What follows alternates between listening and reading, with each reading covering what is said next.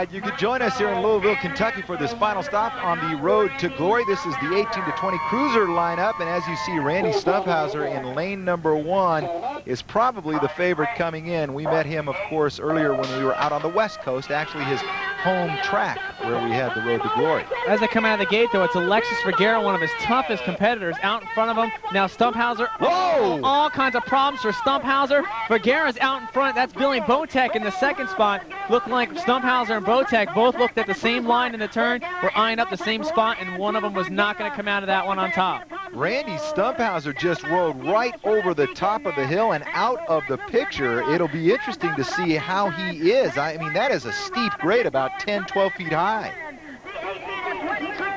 Alexis Vergara with a very, very, very strong race in this one. You can see he's already out in front of Randy Stumpfhauser, half his battle, but Stumpfhauser and Botek, you see Stumpfhauser trying to come from the high to the low part of the turn, Botek going from the low to the high. They both meet in the middle, and Botek just a little bit bigger than Stumpfhauser, and Stumpfhauser goes over the first turn. Randy is still down on the track, and it appears that they're looking at his right knee right there. Well, let's go ahead and take a look at how this one finished up. Then Alexis Vergara is our winner. Congratulations to him. Let's check back in with Randy Stumpfhauser.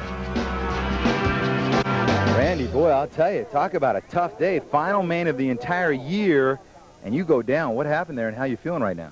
I was getting ready to catch Alexis, and I gave the guy who was in second a little bit too much room, and he kept running me over the turn, and I had nowhere to go. I couldn't help it out. What do you think the injury is? I hurt my knee. Well, I think it's my ligaments. I hurt it about a month ago, but I could always ride okay, but I don't think it just never healed. So I think I'll be all right and be able to race, but it kind of hurts. And if you're able to race, you're usually able to win. Tough luck right there, but we know we'll see you back. Thanks.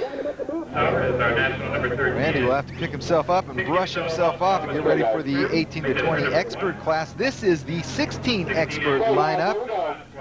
And Dan, in this one, the guy you want to watch is GT's Kevin Royal. Talk about domination. He's been out in front all year long. The only person even close enough to catch him is Brian Irochi. And there you have it. Into turn number 1, just as we call it, it is Kevin Royal for GT. Irochi's on the back door of this one. Irochi's got nothing to lose, Dan, so watch him here. Second turn. Oh, Irochi, nice move on that one. Must have been watching a little of the John Purse action. Yes, the second turn, able to pull it off, but Kevin Royal, like we just said, he's been out in front and dominant all year long. Irochi gave it his best shot, but Kevin Royal just pouring it on right now. Looks like he's going to keep that number 1 plate on his bike for another year. Irochi going to have to settle for 2. Terrific effort on the part of Irochi, but it is Kevin Royal who comes through, battles back, and indeed will retain his number 1 plate as well. Kevin, it's been a long season, but obviously a very satisfactory one for you. Yeah, the season went real well. I won a bunch of races. I did real well when my birthday came, and I'm real happy that I won the Grands. It was good. I raced pretty good, I thought, today. So it is the road to glory. Do you feel more glorious than ever before? I just saw the fans, you know, almost raping everything off of you. Yeah, the fans are great, and man, I'm really happy that I won the title again. It means a lot to me, and I look forward to it every year. So. And we will see you again next year. Thank you. Time to move on and up to the 17 cruiser class. Andy Contest from Phoenix, Arizona is in lane number 1. He flew down to Phoenix, found out that his father is a racing engineer for Chevrolet. Left us little doubt as to why Andy is one of the best in his business. Just the rush of it, being able to get in there and be close and actually be scared a couple times. It's just something, living on the edge, being in the air with other riders. It's good.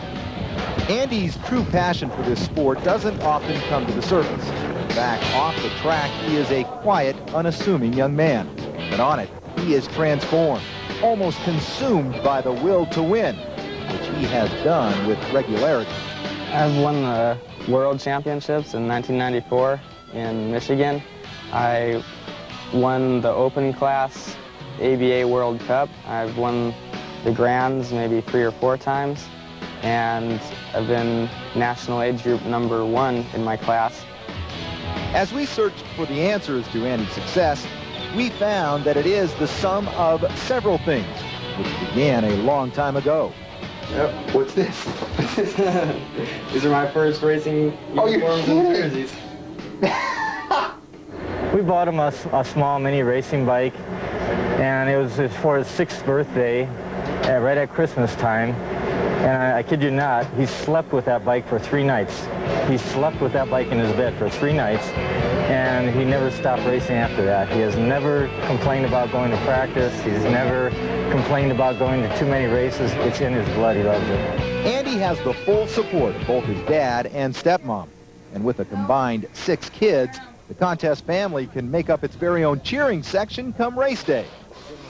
Sometimes I felt like quitting when I was younger, but you know, they told me I could do it. I went out and tried again, and I started winning, and I found out I could do it. And where does the very best rider in his class work out? How about his own backyard? I can practice just as much back here and just as hard as I can at the real track. This is a tight, short track, which gives me a lot of power, and the tight, small jumps, which really helps me out in riding some of the short, tight tracks. So I do have a good advantage having this track back here on other riders. With all of his recent success, many are left wondering, when will he take the next step? A lot of people have asked me when I'm going to turn pro and that I should already be pro in racing, but you know, I'm on a team as good as GT with getting everything I can out of it, and I don't feel I need to turn pro yet. A sharp young man, Andy Contest, in lane number 1, and the gate is down, and we are off.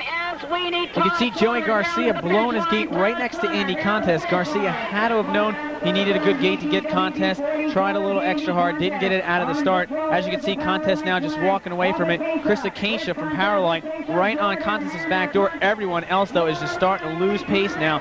Andy Contest, this shows you right here, Dan, why he's ready to turn pro. All the pros have already been talking about Andy Contest coming up into their ranks, and Chris Acacia, he might be ready to turn also, hanging right with Contest. So I guess you can say it was no contest for Andy Contest. You like that? That's pretty good, Dan. As you can see, out of turn number 1, Andy Contest. Acacia's actually right next to Contest in that one, but after that, he just pulls away from everybody else. Andy Contest taken off. Acacia, like we said, was right next to Andy Contest in the last jump. As you can see, his lead turns from 1 bike to 2 bikes to 3. Contest starting to pull away. That's why Andy Contest takes home the win on this one. 17 Cruiser. Chris Acacia, Mike Hanner, Eric Jordan, and Garcia comes all the way back up to 5th. You have had kind of an up and down season, certainly terrific once you're on the track, but you did suffer an injury. Tell me quickly about that. Well, I had a little problems mountain bike racing. I hurt my ankle, and back at NBL race I crashed and broke a rib, so kind of had a rough season, but it's turning out really good. Yeah, and turned out on top, which is where you normally are. How long are you going to remain an amateur, do you think? Oh, I'd say another year, 2 years maybe. Depends on what it's calling for next year. See what GT has to do. And then you'll be racing with the big boys. Good luck to you. Thanks a lot.